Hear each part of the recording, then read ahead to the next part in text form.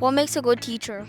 My teacher name is Miss Ling. And is she nice? Yeah? Yeah. Is she a good teacher? Yeah.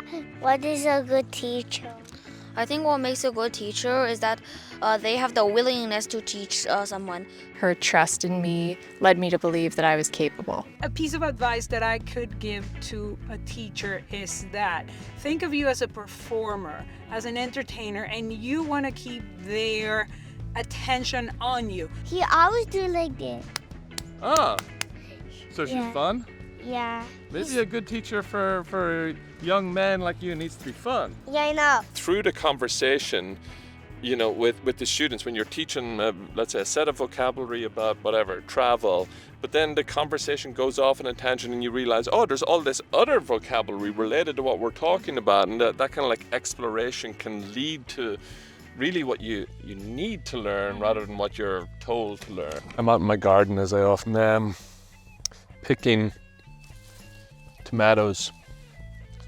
One of my favorite things to do is just pick something that's growing and eat it, kind of still growing. Oh my goodness, tastes so good. But when I'm out here in my garden, I often think about why people come and watch my channel, and a lot of people are asking this question, what makes a good teacher? And we often get caught up on the technical things, and people come to me because I've been a teacher trainer for a long time, and I can talk about all of these technical aspects. I think during all of that, sometimes we can miss the wood from the trees, as I'm trying to do here. We can get caught up in all of these technicalities, and we can forget, what are the qualities of a good teacher? And my qualities of a good teacher are different from the qualities of the next person's good teacher. I think a big part of it is you have to find who or what that is yourself. I've decided while out on this beautiful day in Halifax, I'm going to ask people who are not professionals, what is their opinion? What makes a good teacher? And then maybe you can ask yourself that question. What makes a good teacher to me? What are my qualities that a person will latch onto it? So let's get into it. Let's ask the regular person here in this beautiful part of Canada what makes a good teacher to them. So Natasha, you've just been telling me about this incredible teacher who had such an impact on your own development, and you mentioned that she gave you quite a lot of responsibility. Why did that responsibility mean so much to you, would you say? I think it meant something to me because it's almost like her trust in me led me to believe that I was capable. What would you say is the role of having some degree of struggle in progressing, no matter what your career or calling in life is? Do you think that struggle has a role in it, and what occurs to your mind? Well, absolutely, because when you're first starting out, you're new at everything. So you can't just naturally be good at it. So being able to take criticism as a positive instead of a negative has really been helpful. It's not always easy for me, but those are the ways that I've been pushed to be better in my pursuits. Thank you so much. I just realized that we work together. It was amazing. It's such a small world, but thank you so much. No problem, Fergus. I'm glad you stopped me. I want to remember that, what makes you, Arnelli, a great teacher is different than what makes me a good teacher, or what will make yourself a great teacher, Daniel, as well. It's something that's in us that we can't really describe. So I wanted to get people's perception of what a good teacher is, or what a good learning experience is. I'm going to tell you exactly what a good teacher for me is. Okay. When I'm ADHD, so for me it was really, really hard to study. However, I had several teachers that were so amazing that the only thing I wanted to do in class was to learn. That's what a good teacher is. And how do you do that? You have to keep the kids entertained, not by being a clown, but by presenting the knowledge in a way that's entertaining. That is one of the hardest things to do, because you have to be a little bit of an actor, you have to be a little bit of an entertainer, you have to be creative, very creative. And so if there's a piece of advice that I could give to a teacher is that think of you as a performer, as an entertainer, and you want to keep their attention on you. How? Get improv games, demonstrations, show the knowledge in a way that is not just lecturing. Let them guess the knowledge. Oh yeah, that's a big one. Exactly. So that if you ask me, that's what I think a good teacher is. What is a good teacher? I think what makes a good teacher is that they have the willingness to teach someone. For example, if if someone who was really smart decided to become a teacher, but they only do it for pay and not for their enjoyment, then they wouldn't be as good as a teacher as someone who has less knowledge but has a passion for teaching. I think Terence has said something that is very wise, and I hope a lot of people on YouTube listen to Terence, because I think that is a very, very smart thing. You know, I talk a lot about, you got to engage people, and the way that you engage them is not necessarily, hey, we're going to learn grammar, we're going to learn this, so be interested. No, you have to find a way to, entertain is a good word for it, because you want to switch that thing on inside people, not just their brain, but themselves, that they're like, oh, this is not something I have to do, this is something I want to do. And Exactly. I'm into. There are reasons why, say for example, if you go to the movies, you don't sit there for 2-3 hours just because you want to see the story. You sit there because the way it's presented is interesting. The way they present the music, the effects, everything. Of course, we cannot go and like do a ballet or I have a piano in my classroom. Oh. I do Jeopardy games, Yeah. and then I do the music. But I'm a musician. I understand. Right. Not everybody is a musician.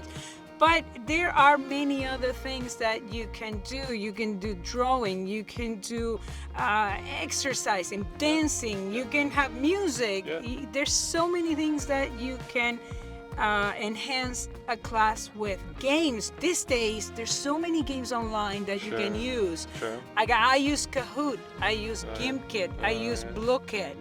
And that absolutely drives adults and children alike. It drives them crazy. They love it. Yeah, no, I think it's true, and I love that what you're saying as well, that like find something that you have like a talent for, like in your case, like you're up for playing music, like to engage your students. Like I'm a musician as well, but I get a little bit shy in front of my students. But there are other things that I don't get shy in. Like I really like to, if I overhear students talking about something in their daily life, I'll get into that conversation just at the beginning of a lesson as a way to kind of like get things off the ground. If I overhear the students just talking amongst themselves, I really like to just make conversation with people, and even something as simple as that can really just get things going, I think. Exactly. That, say for example, that game out 2 truths and 1 lie. Oh yeah. You're learning English and you have to figure out a way to say 2 truths and 1 lie. Yeah. And it can get really, really fun. Yeah. I improv games in which you start a sentence with one word and the other one has to continue with the word with like following the letters of the alphabet. It can get really funny, it can get really interesting. So there are so many things and resources these days with the internet. You can find so many resources out there. So here's the moment I ran into my own struggle making this video. Unfortunately, the receiver end of my mic ran out of battery and I lost the contributions of these 2 wonderful people, Ella and Bailey. However, thankfully, we did share contacts afterwards. Bailey has kindly agreed to record a voiceover summarizing their thoughts that they shared with me in this video. So I'm going to hand it over to Bailey to reiterate what they so kindly shared with me on that lovely sunny day along the beach. What Ella was saying is that she finds it important for the teacher to individualize their lessons and personalize them to the group of students they're teaching. This means that the teacher will have to put in extra work and go the extra mile in getting to know their students, but in doing so it creates a solid relationship between the students and the teachers, and as such,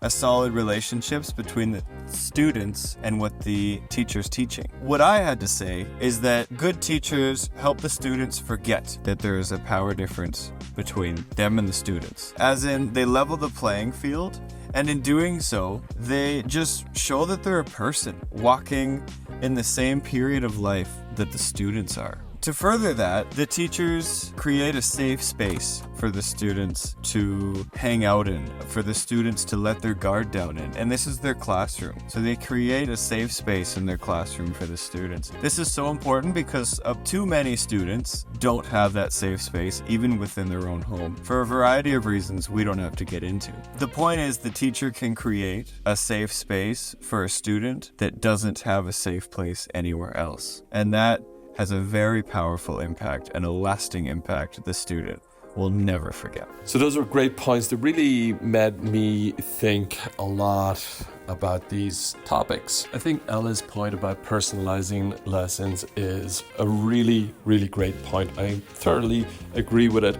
And the only thing I maybe would just say as well, yeah, it does involve going the extra mile for sure, but honestly, when you're doing it, the effort, it doesn't feel like that much, to be honest. It's just something that we naturally do as humans. So I think, what I would add to it is just access that thing that you do normally, make a connection with your students, make that engagement, and then that personalization will follow, because I think, as I say, Ella's point is really well founded, that it'll just create that really solid foundation between student and teacher. And Bailey going on to mention there about creating a space where students feel that they can really be themselves, and they're in a place that you do need to feel that kind of security, because when you're exploring, things can go wrong. When you're trying out new ideas and trying to get something right, you could mess up, you could get the answer wrong, so you need to feel that that's okay. To errors are part of it, they're just part of a learning experience. And so I think two really, really great points of view. So glad that both were able to share with me, and we were able to use technology to not lose everything, even if the mic battery did get in the way. Anyway, Ella and Bailey, thank you so much for sharing your thoughts. Why is it important to you that a teacher is knowledgeable? And I ask that question just so you understand, because often we're there as teachers, we're supposed to be facilitating learning, to put you into groups so that you can find it out yourself. But why is it important to you that a teacher is knowledgeable? Because quite frankly, they have to know what they're talking about. If they're going to teach on a subject, they shouldn't expect us to know more than them. Right. I got a question though for you on that, because often as teachers, and this happened to me so many times in my career, obviously as I go on less and less, but I get asked this question by a student, and sometimes I don't know the answer. And I remember in my very early days as a teacher, I'll admit it, I invented some answers. I made some answers up on the spot, and they weren't always entirely accurate. And I was like, oh my goodness. But then, I quickly learned that wasn't a great strategy, because number one, maybe the next day a smart student like Daniel would come in and say, teacher, you know what you said yesterday, that's a whole load of BS, what you just said there. And then the knock-on effect of that was kind of broke down the trust a little bit between the student and me. Like, the student wasn't so sure if they could rely on what I was telling them. Daniel, you were just saying about how important it is that for a teacher to be knowledgeable about what they're talking about. Otherwise, and as we were discussing, you could lose trust. And then there is this other option, as you're saying, I love how you said that, Arnelli. It's not illegal to say I don't know. I love that phrase. I'm going to steal that phrase, actually, by the way. I hope you haven't put a trademark on it or anything yet. But you heard it here first, everybody. It's not illegal to say I don't know. But here, what about option 3? Because I could imagine if I'm learning from somebody and I really want to know, and then they say, I don't know, but I'll get back to you. It's a little bit, I still want more. What about this one? Could we explore the idea together? And exactly. in that sense, I'd say to you, okay, great question, Daniel. Okay, I'm not 100% ready right now, but you go do all your Google and read up all you want, and I'll do the same. We'll talk about it tomorrow, and we'll explore the idea together. Like, how would you feel about the explore option? So I'm biased on this, but the reason I'm biased is during COVID, when I was still a youngin', I had a homeschool teacher who was, let's put it lightly, quite radical in his methods. Okay. That was one of the things he would do alongside other things. Okay, he would explore a lot, but how did you find the exploring method? Did you find it boring? Did you find it confusing? Did you find it engaging? Did you find it weird? Actually, no, now that you mention it, there's another teacher who did this. It's my band teacher in high school. Basically, when there's music that a lot of people in the class want to play, we'll look it up, we'll get the sheet music, and we'll learn it. And I find it works quite well, really. Yeah, Well, one of the things I do is when there's vocabulary, sometimes there's words that I don't remember in Spanish because, age. And I go like, I forgot, let's go look. Of course, I do online teaching, so I just switch to Google, and we find it, and we read between the two, so we do the research together. And that works, they love it, and we discuss it, and then we look for alternate meanings, I think there's a lot of fruit to be picked there because there's this idea called like emergent language. It's not just the language that we say, okay, I'm going to teach these 10 words of vocabulary, I'm going to teach this grammatical structure, but through the conversation, with the students, when you're teaching, let's say, a set of vocabulary about whatever, travel, but then the conversation goes off on a tangent and you realize, oh, there's all this other vocabulary related to what we're talking about, and that kind of like exploration can lead to really what you need to learn rather than what you're told to learn, I guess. And I think it's, it's a bit of a dance between the two things. My teacher name is Miss Ling. And is she nice? Yeah. Yeah? Is she a good teacher? Yeah. Good. He always do like this. Oh, so she's Yeah. fun? Yeah. Maybe a good teacher for young men like you needs to be fun. Yeah, I know. Thank you very much, Chris. You are a very, very good speaker, and I'm sure that people on YouTube are going to learn a lot from you, how to be a good teacher. And my friend name is Ziana. Don't forget Sienna. That's a very important friend. And your final thought then, Terrence, what do you think about your brother's opinion? And not to think of school as just 7 hours, 7 hours wasted, but instead 7 hours of education and fun. Good man, good man. Well, thank you. I'll shake hands one more time. Thank you very, very much. So, for me, a good teacher is someone who's first knowledgeable about the subject they teach, passionate about it, but most importantly has a passion to share it. Well, look, I'm going to say thank you. Thanks a million for the insights here, Arnali and Danielle. Thank you for creating this fun video. No, yeah. It's like awesome. Yeah. And Daniel, thank you, Daniel, for letting us interview you. Yeah, and no preparation, no warning. This is So you're great. improvised. You're great sports. I really, really appreciate it. I really appreciate the energy and The way my hair done shows it. Yeah, you can all. Yeah, exactly. We're all like super prepared here. Yeah. If you want to find out more about what makes you a great teacher, you can reach out to me. We can discuss that. I offer one-to-one and group coaching sessions every Saturday. Just hit the link in the description below and let's set up an appointment. There you have it. I ran into some of my own struggles with my technology while asking people about what is the role of struggle in becoming a good teacher. I guess we all have things to learn.